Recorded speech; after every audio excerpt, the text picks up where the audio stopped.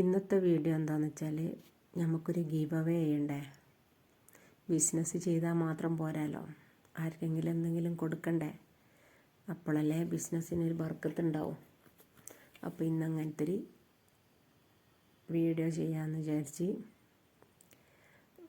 പകലിങ്ങനെ എല്ലാവരും വന്ന് ഡ്രസ്സ് ഇങ്ങനെ വലിച്ചിടും. അത് ഞാൻ രാത്രി മൊത്തം അങ്ങോട്ട് ഒറ്റക്ക് മടക്കി വെക്കും. പകൽ പിന്നെയും മൊത്തം വലിച്ചിടും, രാത്രി പിന്നെയും മടക്കി വെക്കും. അപ്പം ഞാൻ അപ്പോഴത്തേക്കിന് ഡ്രസ്സ് ആകെ ചുളിഞ്ഞിക്കുണ്ടാവും, ആകെ അലങ്കോലായിക്കുണ്ടാവും.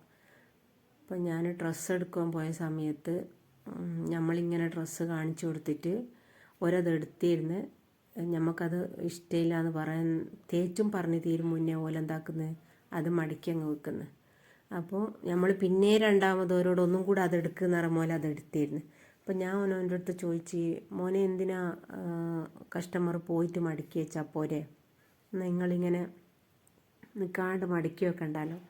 അപ്പം എൻ്റെ അടുത്ത് പറഞ്ഞ്, താത്ത നിങ്ങൾ ഡ്രസ്സ് വേണ്ടാന്ന് പറഞ്ഞിട്ടത് മടക്കി വെച്ചാൽ പെട്ടെന്ന് പണി കഴിയും. ഇതൊന്നിച്ച് മടക്കി വെക്കാൻ നിന്നാൽ ഡ്രസ്സ് ചുളിഞ്ഞു പോവും, അതിന്മേലുള്ള ടാഗ് പോവും, അതെല്ലാം അത് ബുദ്ധിമുട്ടാണ്. അപ്പം എനിക്കും തോന്നി അവൻ പറഞ്ഞ കാര്യം ശരിയാണ്. ഞാൻ വിചാരിച്ചു കസ്റ്റമർ വിചാരിക്കോ ഞാൻ നോക്കുന്നതിൻ്റെ മുന്നേ എടുത്ത് മടക്കി വെച്ച് നമ്മളെ കാര്യം കൂടെ നോക്കണമല്ലോ. അപ്പോൾ ഇതാ നല്ല കോഡ് സെറ്റ് ഉണ്ട്, ടോപ്പുണ്ട്. എന്താ വേണ്ടതെന്ന് വെച്ചാൽ പെട്ടെന്ന് ഓർഡർ ആയിക്കോ.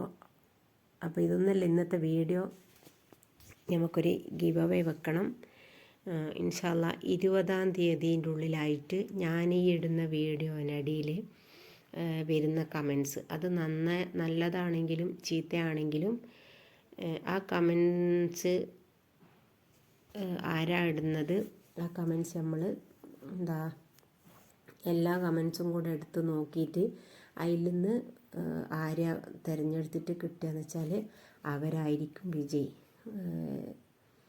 അതുകൊണ്ട് ഇപ്പം തന്നെ കമൻ്റ് ഇട്ടോ. പിന്നെ ഈ വീഡിയോ ഇഷ്ടമായിട്ടുണ്ടെങ്കിൽ ഒരു ലൈക്കും ചെയ്തേക്ക്.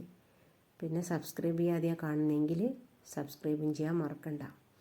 അപ്പോൾ നമ്മുടെ ഡേറ്റ് 20-ാം തീയതി ഇപ്പം തന്നെ കമൻ്റ് ഇടാൻ തുടങ്ങിക്കോ. ഓക്കെ.